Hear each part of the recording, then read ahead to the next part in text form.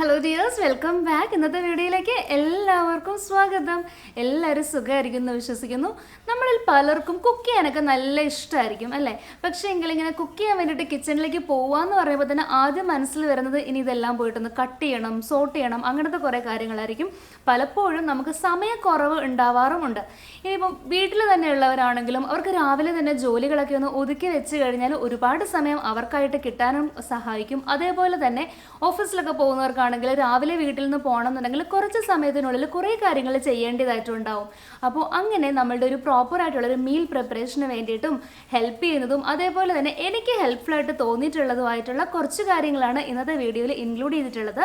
ഇത് നമുക്കൊരു time save ചെയ്യാനായിട്ട്, അത് നമ്മൾ കിച്ചണിൽ കുക്ക് ചെയ്യാൻ വേണ്ടിയിട്ട് സ്പെൻഡ് ചെയ്യുന്ന ടൈം സേവ് ചെയ്യാൻ വേണ്ടിയിട്ട് എന്തൊക്കെ കാര്യങ്ങൾ നമുക്ക് ചെയ്ത് വെക്കാം എന്ന് നോക്കാം.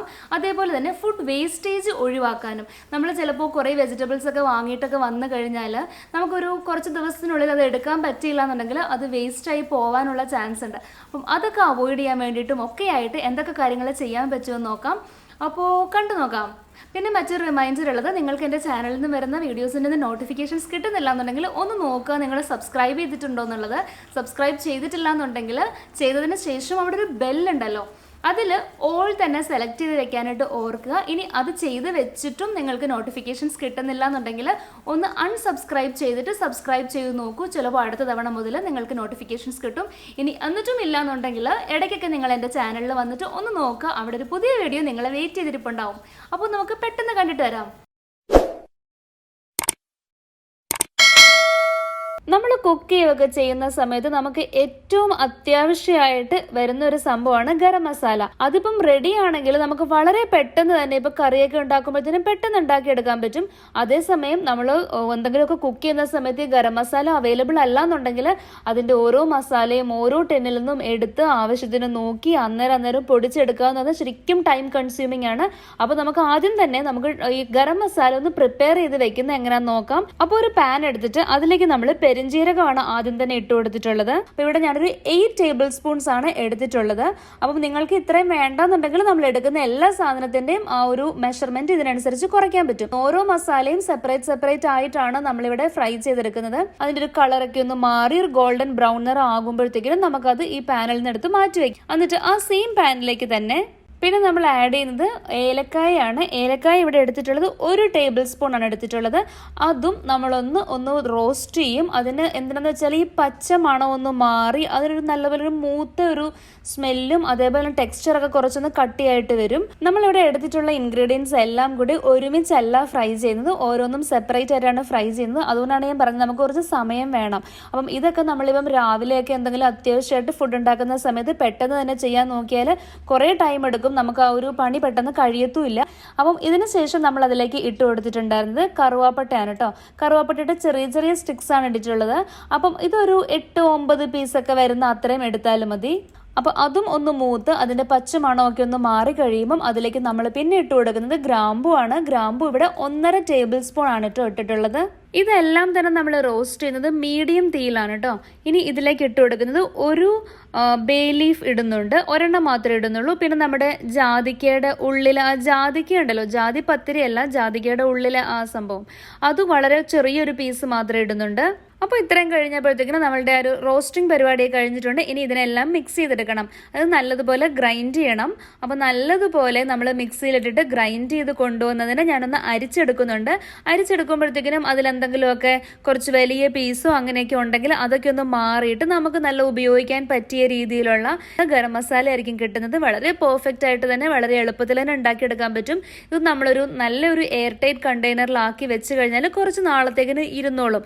നമുക്ക് സ്നാക്ക് പ്രിപ്പറേഷൻ എന്ന് പറയുന്നത് പലപ്പോഴും നമ്മളത് ആലോചിക്കുമ്പോൾ തന്നെ നല്ല പാടായിട്ട് തോന്നാറുണ്ട്. കാരണം ഇതിൻ്റെയൊക്കെ കുറേ പരിപാടികളുണ്ടല്ലോ, എല്ലാം ചെയ്തൊക്കെ വെച്ച് കഴിഞ്ഞിട്ട് പിന്നെ അത് ഫ്രൈ ചെയ്തെടുക്കണം. നമുക്ക് ഇതേപോലെ പ്രിപ്പയർ ചെയ്തിട്ട് ഇങ്ങനെ എയർ ടൈറ്റ് കണ്ടെയ്നറിലാക്കി ഫ്രീസറിൽ വെച്ച് കഴിഞ്ഞാൽ കുറേ ദിവസത്തേക്ക് ഇരുന്നോളും.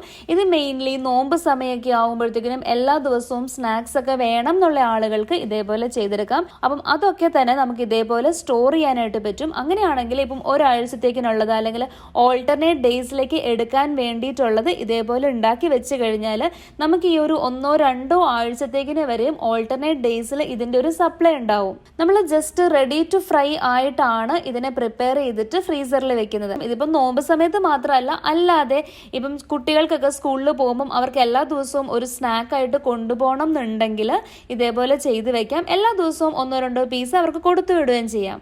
അടുത്ത മറ്റൊരു കാര്യം എന്ന് പറഞ്ഞാൽ, നമ്മൾ കുക്ക് ചെയ്യുമ്പോൾ പ്രത്യേകിച്ച് വെജിറ്റബിൾസ് ഒക്കെ കുക്ക് ചെയ്യുന്ന സമയത്ത് ഉണ്ടാക്കാനായിട്ട് വളരെ എളുപ്പമാണ്. നമ്മളിപ്പം തോരനോ അല്ലെങ്കിൽ മെഴുക്കുവരട്ടിയോ അല്ലെങ്കിൽ വെറുതെ ഒന്ന് ചൂടാക്കി അതിൽ ഉപ്പും കുരുമുളകും ഒക്കെ മാത്രം ഇട്ടിട്ടൊക്കെ കഴിക്കുകയോ ഒക്കെ ആണെങ്കിലും അത് ചെയ്യാൻ എളുപ്പമാണ്. പക്ഷേ എങ്കിൽ അതിൻ്റെ ഒരു ഇനീഷ്യൽ പ്രോസസ്സ് ഉണ്ടല്ലോ, അതിന് നമ്മൾ വാഷ് ചെയ്യണം നല്ലതുപോലെ, പിന്നെ കട്ട് ചെയ്യണം. അത് നമുക്ക് രാവിലെ എല്ലാം കൂടി ചെയ്യുക എന്ന് പറഞ്ഞാൽ ബുദ്ധിമുട്ടുള്ള കാര്യമാണ്. അപ്പം രാവിലെയാണ് നിങ്ങൾ കുക്ക് ചെയ്യുന്നതെങ്കിൽ വൈകിട്ട് ഇതൊന്നെങ്കിൽ ഇതേപോലെ കട്ട് ചെയ്തിട്ട് വെക്കാം. ഇനി അതല്ല, ഒരു ഹെൽപ്പ് കിട്ടുന്ന ആരെങ്കിലും ആണെങ്കിൽ, അത് നമുക്ക് ഹൗസ് ഹെൽപ്പ് ഒക്കെ വരുന്നവരാണെങ്കിൽ അവരെ കൊണ്ട് കട്ട് ചെയ്യിപ്പിച്ച് വെക്കാം. കാരണം അവർ കുക്ക് ചെയ്യുമ്പോഴത്തേക്കും അവരുടെ ടേസ്റ്റും നമ്മുടെ ടേസ്റ്റും ഒരിക്കലും ചിലപ്പം ശരിയാവണമെന്നില്ല. ഇതേപോലെ കട്ട് ചെയ്തിട്ട് സെപ്പറേറ്റ് കണ്ടെയ്നേഴ്സിലാക്കി വെച്ച് കഴിഞ്ഞാൽ നമുക്കിപ്പം രാവിലെയൊക്കെ വളരെ പെട്ടെന്ന് തന്നെ മെഴുക്കുവരട്ടി ആണെങ്കിലും തോരനാണെങ്കിലും ഒക്കെ ഉണ്ടാക്കിയെടുക്കാൻ പറ്റും. ഇതിപ്പോൾ ഞാനൊരു 2 days മുൻപ് വെച്ചിട്ടുണ്ടായിരുന്ന വെണ്ടയ്ക്കയാണ്. ഇത് കണ്ടോ, അത് ഒരു എയർ ടൈറ്റ് കണ്ടെയ്നറിലാണ് ഇരിക്കുന്നത്.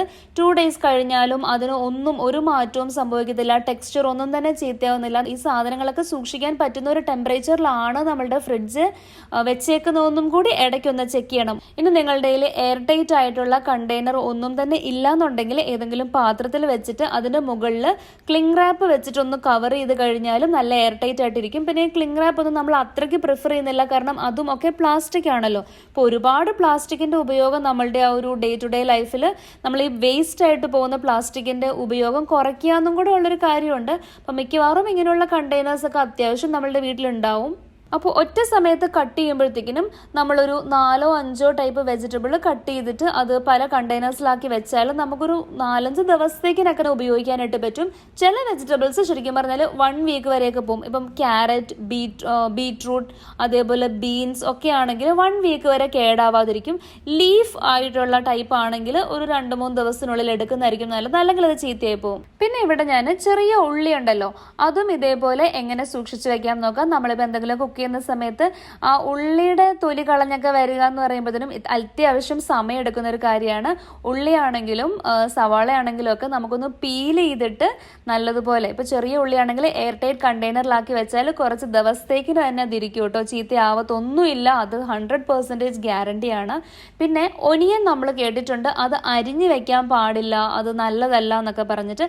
ഒനിയൻ അരിഞ്ഞു വെക്കേണ്ട ആവശ്യമില്ല. അരിയുക എന്ന് പറഞ്ഞാൽ അത്ര സമയം എടുക്കുന്ന കാര്യമല്ലല്ലോ. പക്ഷെ നമുക്ക് വേണമെങ്കിൽ ഒരു തൊലി കളഞ്ഞിട്ട് 4-5 പീസൊക്കെ തൊലി കളഞ്ഞ് വെച്ചാൽ 2 ദിവസത്തേക്കിനൊക്കെ അത് എന്തായാലും ഉണ്ടാവും.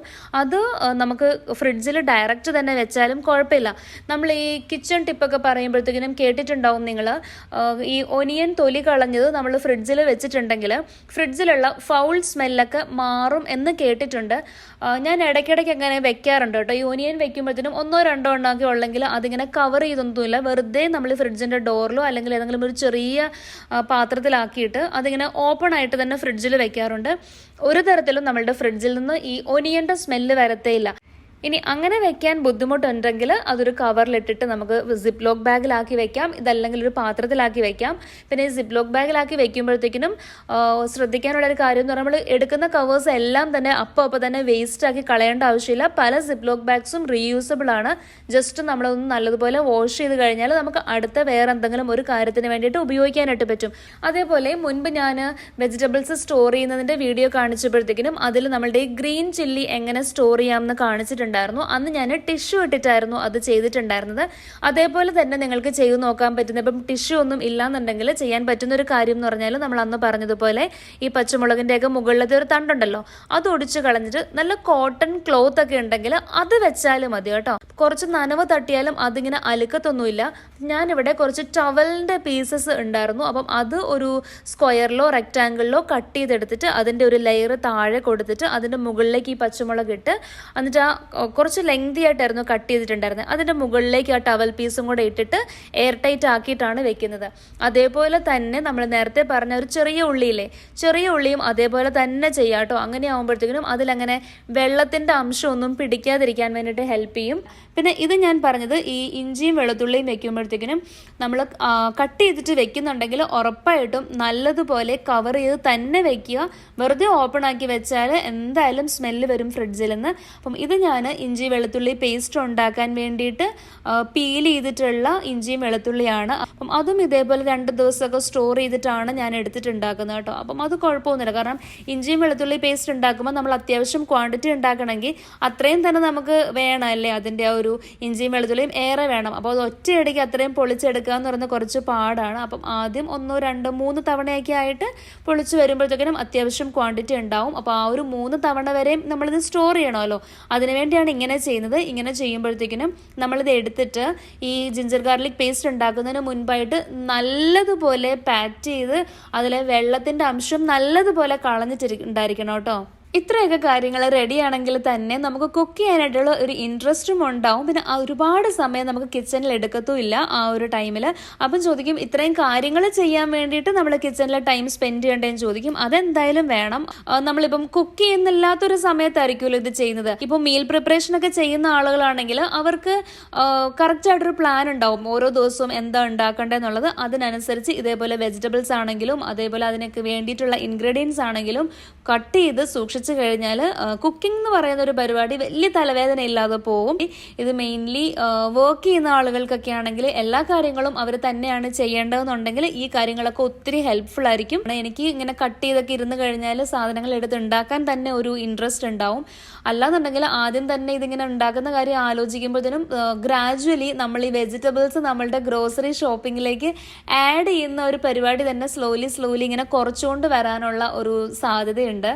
അപ്പം നമ്മൾ തന്നെ നമ്മൾ ചെയ്യുന്ന കാര്യങ്ങൾക്ക് കുറച്ചൊന്ന് സിംപ്ലിഫൈ ചെയ്ത് കൊണ്ടുപോകാം എന്നുള്ളതാണ് ഇതിൻ്റെ ഒരു അഡ്വാൻറ്റേജ്.